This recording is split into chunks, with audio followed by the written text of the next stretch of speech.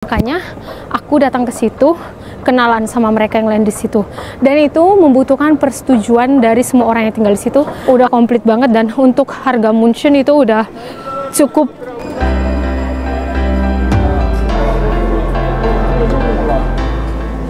Halo Shun guys, selamat datang lagi di Beitak Jerman.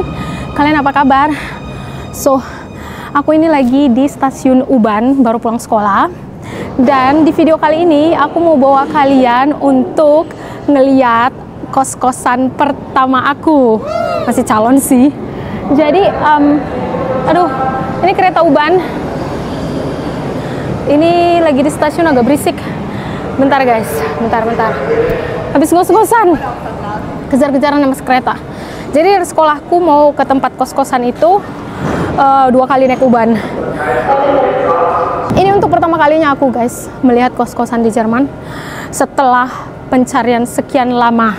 Jadi sebelum aku mulai Ausbildung aku udah coba cari-cari sih. Dan aku pernah sebelumnya dapat tawaran dari calon tempat Ausbildung aku yang dokter gigi. Kalian kalau ngikutin perjalanan vlog-vlog aku kalian pasti tahu. Dan itu si dokter nyariin aku tempat tinggal, tapi aku batalin kontrak sama dia karena aku lebih suka jurusan MFA. Nah teman-teman, yang ini aku cari sendiri karena minggu lalu itu, ini musim dingin ya, jalur kereta di Jerman itu pada rusak. Jadi aku kemarin itu seminggu, ini baru hari Senin ya teman-teman, seminggu yang lalu itu aku asli itu ancur-ancuran berangkat ke tempat kerja, bangun jam 5 pagi, bahkan sampai tadi pagi masih bangun jam 5 pagi. Jadi buat kalian yang belum tahu, untuk sementara ini kan aku memang tinggal di tempatnya si Samuel. Nah di Munchen emang tidak mudah cari tempat tinggal guys. Ini keretaku bentar lagi datang, nanti aku lanjutin lah vlognya ya teman-teman. Kita lihatlah nanti gimana tempat kosannya. Kalau dilihat dari gambarnya sih cantik kamarnya. Dan lebih lanjut lagi cara pencarian kos-kosan di Jerman, harga dan segala macamnya, aturan dan segala macamnya akan aku jelasin nanti ya guys ya. Nah jadi ini kereta U-Bahn ya di Jerman. Kereta U-Bahn itu kereta dalam tanah. Itu terowongan. Keretanya itu emang sepanjang jalur itu dia selalu di dalam lorong tanah teman-teman. Jadi kita nggak bakal keluar gitu ke alam bebas. So teman-teman, aku udah nyampai di lokasinya dan udah keluar dari stasiun. Dan kalian lihat ini masih jam berapa ya? Jam 5 kurang. Udah gelap banget semuanya. Dan ini aku masih harus cari jalannya di mana. Jadi aku cek ini dulu ya sebentar teman-teman. Aku cek maps dulu sebentar karena nggak bisa nih tanpa maps. Nah ini aku bentar lagi nyampe teman-teman. Lokasinya dekat banget dari stasiun. Dan dari tempat kerjaku itu juga cuma sekitar kurang lebih 10 menit naik U-Bahn. Makanya aku pilih ini kos-kosannya. Dan emang sejauh ini baru satu ini yang ngebalas email aku gitu ya. Jadi kayak gitu kita cari kos-kosan di Jerman teman-teman. Kita itu kayak kirim email di aplikasi lowongannya gitu. Oh ya, jadi kos-kosan yang mau aku ambil ini sebutannya di Jerman itu WG. Jadi WG ini adalah kos-kosan yang kayak pada umumnya kita di Indonesia, di mana kita itu sewa kamar doang dan dapur, kamar mandi yang bagi-bagi gitu. So, aku bentar lagi nyampe. Nanti aku sambung lagi videonya karena nggak enak kan, baru pertama kali ketemu aku udah ngevlog depan mereka. Jadi aku bakalan ketemu sama orang yang nempati kamar itu sebelumnya dan sama beberapa bewonerin yang lainnya teman-teman. Jadi ini lokasinya di dekat gedung-gedung pencakar langit gini ya, beda banget di tempat tinggal aku yang sebelumnya. Wih, kayaknya di dalam sini ininya tempat kos-kosannya. So, ini dia lokasinya. Ini gedung besar gitu dia, guys. Oh, kayaknya ini deh. So, aku udah di depan, guys. Dan aku udah tekan tombol untuk dibukain pintunya. Kita masuk ya. Kita masuk ke dalam. Tapi aku nggak tahu ini lantai berapa.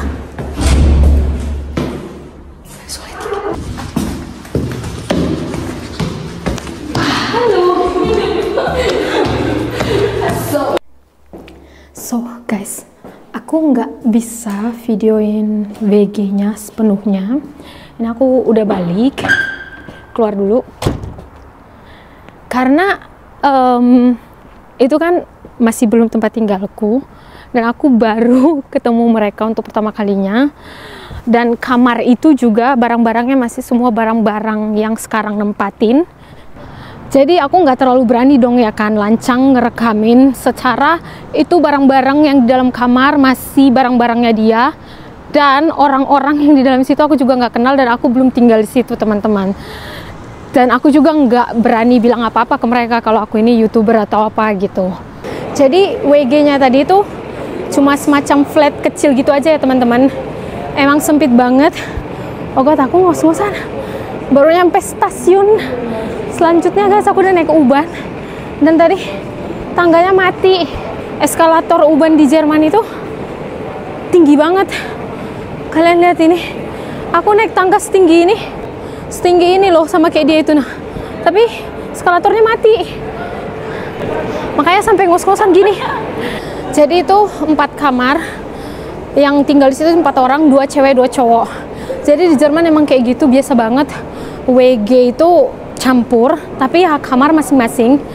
Yang penting di Jerman itu malah kecocokan, saling menghormati dan kebersamaan. Jadi nggak bisa kayak di Indonesia kayak kita bilang kos-kosan tinggal bareng tapi saling cuek satu sama lain, itu nggak bisa. Di Jerman itu kalau yang namanya WG itu kita sesama orang yang tinggal di situ perlu banget untuk saling kenal. Makanya aku datang ke situ kenalan sama mereka yang lain di situ. Dan itu membutuhkan persetujuan dari semua orang yang tinggal di situ, apakah mereka terima aku atau enggak. Jadi nggak bisa cuma kesepakatan satu orang teman-teman. Dan terutama dalam case yang satu ini, itu kamarnya disewain lanjut sama yang sekarang tinggal di situ karena dia bakalan pergi ke negara lain 6 bulan. Jadi cuma 6 bulan doang nanti aku bakalan sewa itu kalau memang jadi. Jadi aku itu nunggu 2 hari lagi karena ada orang lain juga yang mau, oh salah arah. Ada 2 orang lagi yang emang udah ngirim pesan ke mereka tertarik sama kamar itu gitu. Ini aku udah balik di Marienplatz lagi BTW. Mau ketemuan sama si Samuel. Nah, jadi aku bisa dapat kamar ini itu aku nyarinya itu di sini teman-teman. Jadi itu namanya wggesu.de. Jadi di situ nanti kalau kita udah login, kita bakalan bisa lihat iklan-iklan orang yang mau nyewain kamar, entah itu WG, entah itu Wohnung. Kalau WG yang tadi aku datangin nggak ada ruang tamunya guys, jadi cuma ada kamar mandi, toilet terpisah, dapur, dan 4 kamar tidur masing-masing orang. Jadi yang mau pergi ini cewek, makanya dia cari pengganti juga cewek. Jadi biar tetap 2 orang cowok, 2 orang cewek di situ.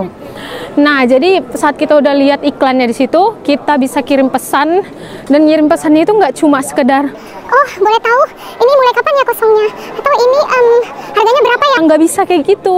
Biasanya sih harga mereka udah terterain dan mulai kapan kosongnya udah terterain. Tapi saat kita ngirim pesan bahwa kita tertarik itu harus ngejelasin bagaimana kita orangnya, kita ini di Jerman ngapain, terutama yang orang asing ya. Sudah berapa lama kita di Jerman, kita ini tipe orang yang seperti apa gitu. BTW aku ini lagi nyari Xiaom guys. Aku stop dulu videonya bentar karena udah lama nungguin aku. Ini di pasar Weihnachten guys. Mana ini sih semua?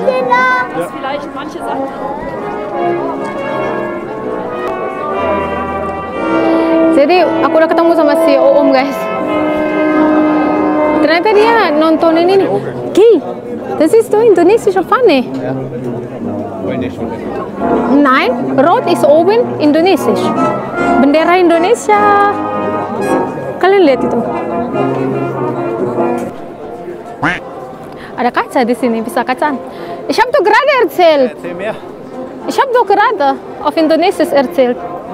Jadi tadi katanya sih harganya itu 375 euro atau bisa kurang sekitar 5 euroan gitu. Karena case-nya ini dia itu nyewain kembali gitu ya. Kayak yang tadi aku bilang, dia itu cuma pergi 6 bulan. Nah, jadi dia itu kayak ya masih tetap memiliki itu kamar, cuma selama 6 bulan dia sewain ke aku gitu. Dan perabotan-perabotan yang ada di dalam itu, tempat tidur, lemari, meja, itu semuanya perabotan dia, dan dia tinggalin, dia bolehin aku pakai Menurut aku ini tuh praktis banget karena aku tuh nggak perlu beli-beli perabotan lagi.